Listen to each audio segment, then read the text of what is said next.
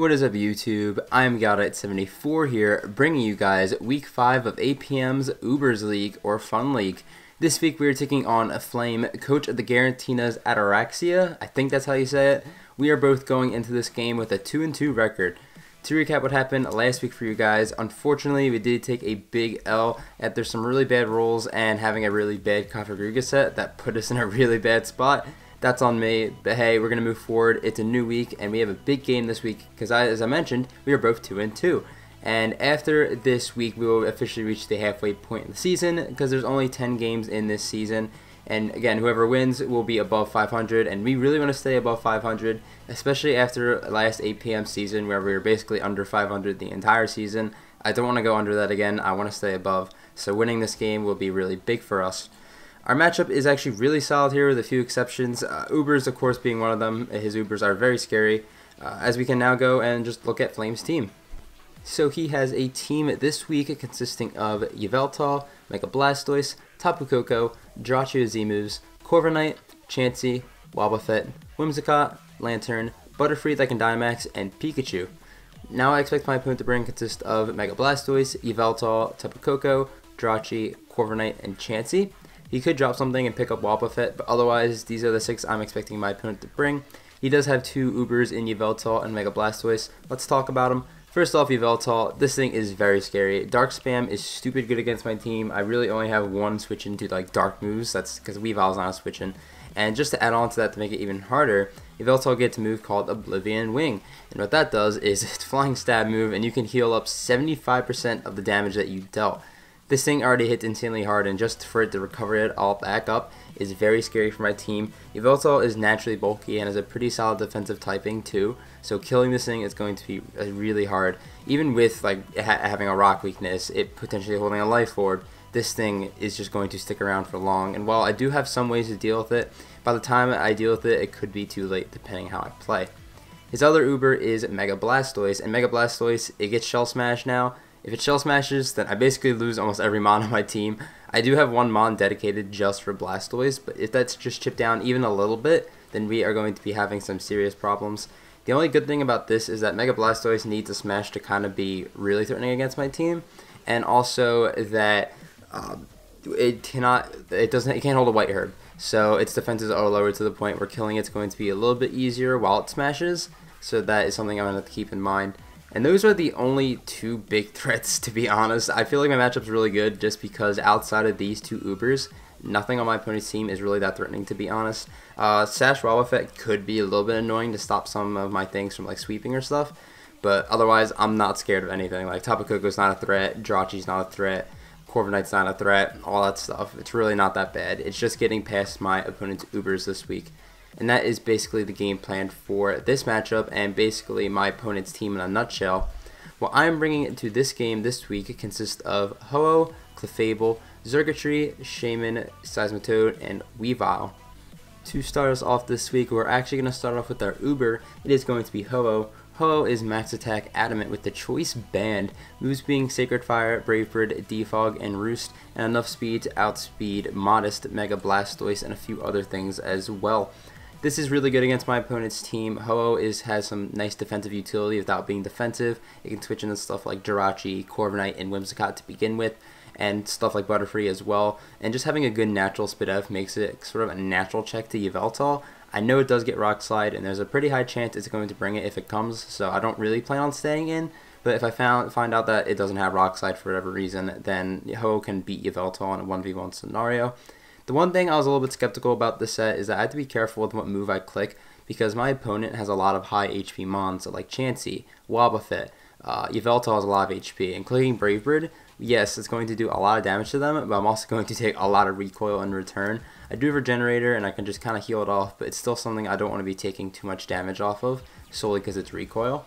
And then Sacred Fire, which is a little bit less powerful, and if I lock into it, that kind of does give Mega Blastoise a free switch in if it is going to be revenging something. So let's say Ho knocks out Giratina with Sacred Fire, then Blastoise comes in, and it's a really scary scenario right there. So in this game, I really have to be careful with buttons I'm clicking on this thing, but if I click the correct buttons, I think Ho is going to have a good time. Second up is going to be Clefable. This is once again a Spidef set, this time with Magic Guard. It's not the standard moveset, even though this is pretty standard still. It's Moonblast, Knockoff, Toxic, Soft Boiled. It's not Wish, Protect, Teleport this time around.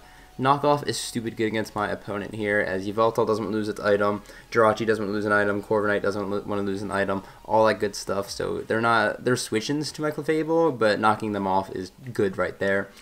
Toxic, so if Mega Blastoise is in against Clefable, I can at least click that button and then I'll be okay. And then Soft Boiled for just natural recovery. He has a lot more special attackers than physical attackers, meaning Clefable is going to be pretty nice in this game. Stuff like the, I see Butterfree, that's the first mon I saw there. This is my main switch into Weveall, though a Specs Oblivion Wing just does way too much damage to the Clefable, so I do have to watch out for that. But otherwise, Clefable is my main way to deal with Weveall and just a lot of his special attackers. And that's mainly what Clefable is here for this week. And that's all I really have to talk about it. And it also beats Chansey too. Third up is an interesting mon. We have Circuitry. You see, we do not have Mega Scizor on the team this week. This is because I wanted to hold a Z move on Circuitry. I am the Tail Glow Hypnosis T-Bolt Energy Ball set with the Psyche MZ. It's to raise my speed by 1, and once I raise my speed, I should be faster than everything that is non-Scarf on my opponent's side. And Circuitry has a phenomenal matchup this week. A +3 Tail Glow. Once the Chansey's thing's knocked off, is easily a 2-ko there. And then I basically just kill everything else. I guess Whimsicott can live a hit, but I'm not sure if Whimsicott's even coming, to be fair. Tapu Koko, once on my +3, doesn't live a hit, to be honest. I do have to be careful, like Scarf Weveall, which could be a very real thing, if not like Scarf Jirachi or even Scarf Tapu Koko.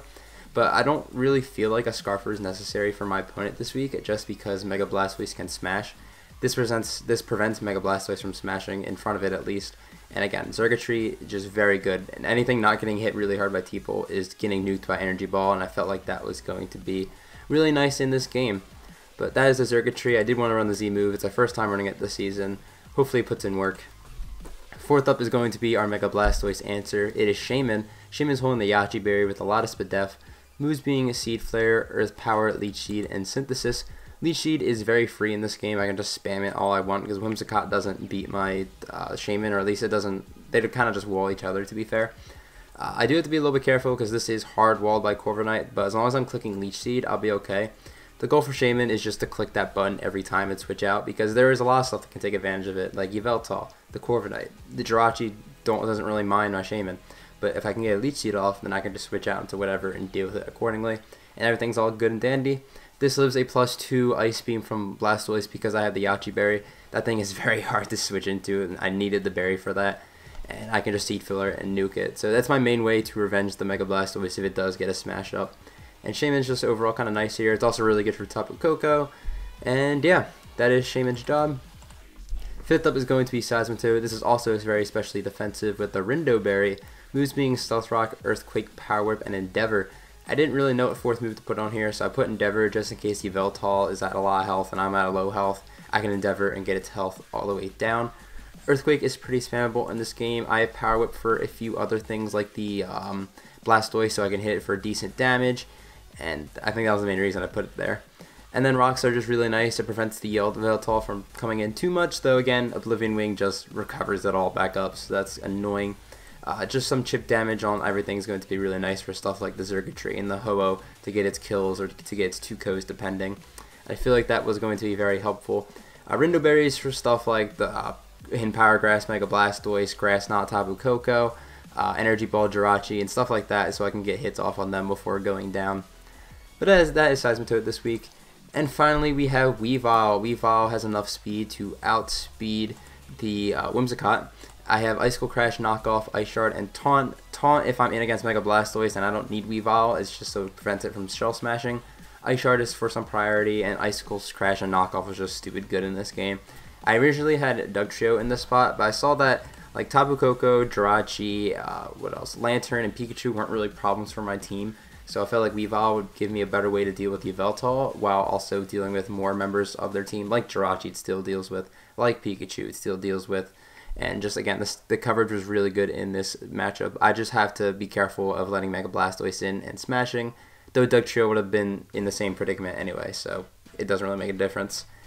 And that is Weveall, and that is the team I'm rocking out with this week. I'm looking very forward to this game. I initially wasn't really looking forward to using this team, but as I started like looking at it more and more, I was really excited to use like the Zerk set, the Clefable set with Knockoff I felt like was going to put in work, and all that good stuff. But we're going to head over to Pokemon Showdown now, and we're going to watch the battle. Alright, we've arrived on Pokemon Showdown. My opponent told me he brought the wrong team, and that really sucks. There's no Weveall Pikachu, which is like really great for my matchup. I'm going to lead off with Weveall because of this. It's not doing too much in this matchup. I didn't really want to like try and restart this whole thing because he prepped for it and not brought it, because I don't want my opponent prepping for my team knowing what 6 I'm bringing. It just doesn't work out like that. So we're going to play it out. I had the worst lead ever. I'm just going to go on the Ho-Oh on this Giratina as they're going to U-turn out. I'm probably going to be forced to deal with Blastoise turn 2. But fortunately, they just go at the Tapu Koko. That's not as scary, so that's pretty nice. They're on an air balloon, which is pretty interesting. I'm going to go out on the Seismitoad here, not expecting anything too crazy, as they go for Calm Mind. That's fine. Because they're balloon, I am kind of forced to Power Whip, though. They're going to Grass Knot. I do have the Run No Berry. It's not a big deal, as I'm going to break this balloon with Power Whip. It does a reasonable amount, and that's going to be all nice and dandy. Fortunately, they go for Dazzling Gleam, and since Tapu Koko is a bad mon, it actually doesn't knock out my Toad at +1, and because of that, I'm able to knock out Tapu Koko turn 4, which is really nice. I do get the Dazzling Gleam play, because if they do catch my Shaman switch in, that means Blastoise could have a field day against my team, so I do understand the play. I'm going to sack off my Seismitoad. I don't get a Brox, but getting rid of the Koko is fine here. I do see this as an opportunity to set up with my circuitry, so I'm going to go out into that and just do the Z Hypnosis stuff. Light Ball's Pikachu just does a shit ton to me with knockoff, as I do miss my Hypnosis, but I do get my speed boost, which is the important part. Because this is Light Ball, I can just kill it with Energy Ball with ease, as Pikachu's just going to drop. And now my circuitry's at +1/+1, and things are looking scary for my opponent. Whimsicott's coming out. I know it can live any Moonblast, especially because it's balloon and not like Specs or anything. So Thunderbolt does a load of damage to it.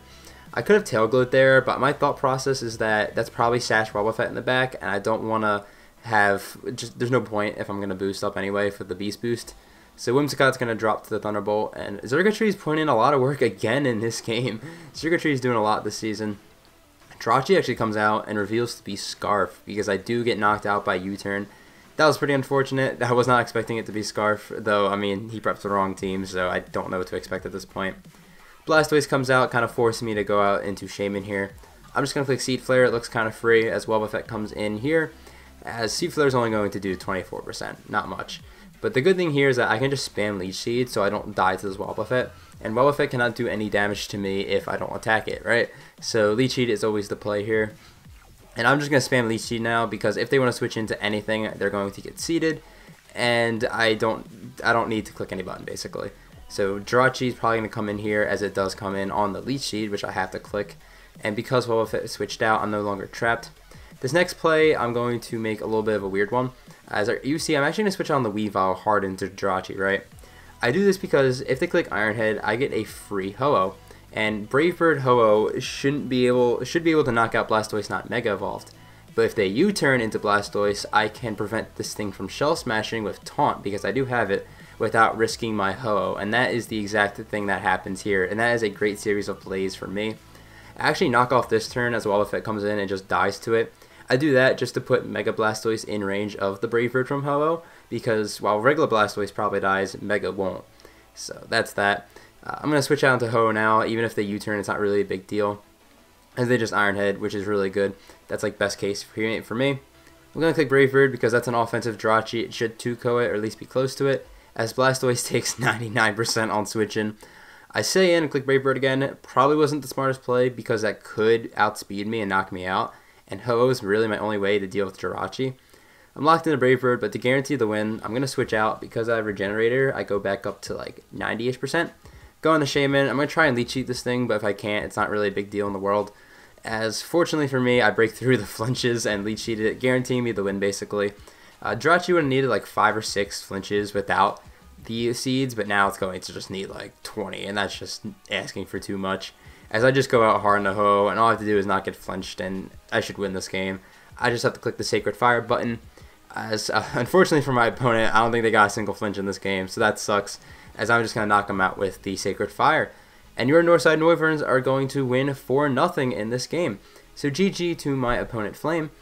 It is unfortunate that is how we win this week. It doesn't really feel right, and I do feel bad, but again, it would have been unfair if I let him prep for this game afterwards, knowing what 6 Pokemon I were going to bring. Plus, it's Fun League, not the most serious league in the world, at least, I mean, I'm sweating in it, but not everybody. Everybody's kind of just having it as a chill time. But I am really happy with how circuitry has been so far this season. It is 9-1, which is absolutely phenomenal. It's averaging 3 kills a game. It's putting in a lot of work, and I'm really happy with it. One more time, GG again to my opponent Flame. Thank you for the battle. We are going to move up to a 3-2 record, and we're +0 differential. Our differential has been wild this season because we've been either winning by a lot or losing by a lot, and it hasn't really been too many close games yet. We are 6th of 12th place, so we're still smack in the middle. A little bit more comfortably in the middle now, but it's still like a really tight race for the playoffs. Hopefully we can continue to win and guarantee us a spot for that. Next week, however, we do face Enrique, and he is one of like the 2 or 3 people that can consistently kick my ass in Pokemon Draft, as he has destroyed me twice now, so I have to be really careful with that. The Ubers next week are going to be Lunala and Libero Cinderace, which are not looking very good for me. I don't think we're going to have a fun time next week, but we'll see. That's next week's battle. Thank you guys for watching so much. If you enjoyed the video, please leave a like. If you like Pokemon Draft League content, consider subscribing to the channel. I'm going to head out of here. Have a fantastic day, YouTube.